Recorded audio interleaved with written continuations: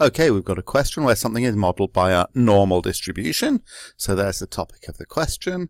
Okay, and my random variable x is going to be chest measurements. Okay, so I'm going to use in the fact for this question that x has a normal distribution with mean 101 and 101 and standard deviation 5. So be really careful. This is the mean. This is the standard deviation squared. This is the variance, sigma squared, we need to put there. So we always say separately what sigma is. Sigma is 5, not 5 squared, not the square root of 5, but 5. Okay, so for each of these we need to draw a diagram. We need a z value, and we're going to use that to get a probability. So for the first one, okay, let's do the diagram first. So woof, woof, woof, and that's a z of 0. So we want, and it's an x, the mean we happen to know is 101, so that's a chest measurement of 101 in the middle. So 103 centimetres is going to be on this side, 103 will be here, so we know this is a z value of more than 0, that's a good check to do, and I want the probability of being less than 103. So I want this probability. Remember, probabilities are shown by areas. So I have to find a z, then I have to get a probability. So z equals, well, the formula for z, which you have to learn, is there on this page, x minus mu, that should be, not a u, x minus mu over sigma. So z equals x, which is 103, minus mu, which is 101, over sigma, which is 5. So that's 2 divided by 5, so a z value of 0.4. And the picture says, yes, that makes sense, 0.4 is positive, so my picture is confirming that. And now all I've got to do is use my calculator to get that probability. So on the calculator, I need to go into the distribution mode, so that's this option here, 7. And I need to do a normal CD. We never, ever, ever use normal PD. Okay, it's not much use, to be honest. Okay, so normal CD, and I need a lower and an upper limit. Notice it's also got slots for sigma and mu, but I never change those. If I'm using z's, and I always will be using z's, I leave sigma and mu as 1 and 0, because we've taken into account the mu and the sigma for our distribution. So never tinker with sigma and mu, just put in the lower and the upper. So this 0.4 is the upper bound for my probability. My lower bound needs to be minus something huge. So you can put in minus 1,000,000 if you want. As long as you're working with z, then minus 5 should be low enough, because we know the smallest outcome from normal distribution. Normally we're within plus or minus 3 standard deviations. But look, to be on the safe side, let's put a stupidly large negative value in. And then for the upper limit, we are going to put in this top value of 0.4, making sure we're using z values. And we go down to the bottom, press equals again, and it gives us a p-value of 0.655. So it's saying that this area here is 0.655, which is more than halfway, so that makes some kind of sense. So our probability is 0.655. And we're going to use similar kind of methods for all of the other values. Whoops, let's be a bit careful. From tables people are working from, they'll be using 4 decimal places, so I need to record this as 0.6554 and not round off to 3 significant figures this time. So with probabilities from your calculator, binomial or normal, always go to at least 4 decimal places.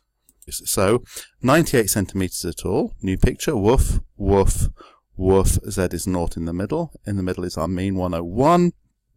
Now we've got an x value of 98, so that's less than 101, so we're going to be getting a negative z value. There's our cutoff.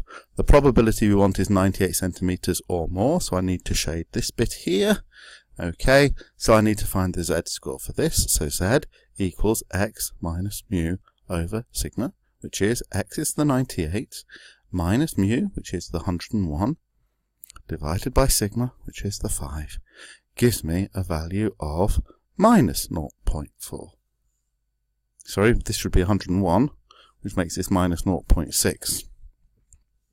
Okay, so I've got a z value of minus 0.6. Yes, on my diagram it looks right that it is negative. So I now have to find out the probability of, so I go back in here, option 1, normal CD, 2. Okay, so now my lower limit is the minus 0.6. So I've got that in as my lower, and the upper limit, now I go on forever, so I can type in a stupidly large value for the upper limit, press equals a couple of times, and it gives me a probability of 0.726, well, let's go 257. Okay, so P equals 0.27257. Okay, part C. We want to be exactly 100 centimeters. Now, I'm going to draw the picture. Woof, woof, woof. 101 in the middle. Okay. 100 is here. What's the probability of being exactly 100 though? Okay. Probability of being exactly 100 is the area of that line.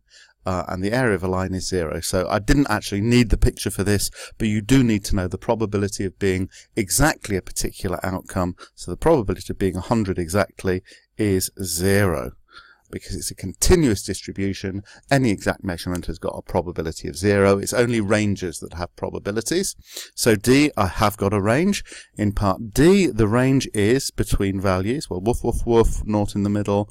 This is 101. But I now need to be between 90, which is way down here, okay, as an X value. And, did I say 101? I meant 110. Okay, which is way up here. So I'm going to have a negative Z value and a positive Z value. Let's work out what those Z values are. So for the 90, Z equals X, 90, minus the mean, 101, divided by sigma, which is 5. So this calculation here, press equals. So that's a Z value of minus 2.2. And I've got to do the same thing for my other Z value. Z2 is 110. Minus 101 over 5, which is going to be a 108, isn't it? So I just need to change this to 1.8, 110 minus that is, 1.8. So I want the probability of being between these. So the word was between 90 and 110. So I've got to shade this. Okay, so I want this probability in between these values, and back on my calculator, normal CD is what we always use. My lower Z value is the minus 2.2, and my upper Z value is the 1.8, and I press equals a couple of times, and I get P equals 0.9502 to 4 decimal places. So I've written that down there. Okay, so that's this area in here is 0.9502. What could be easier?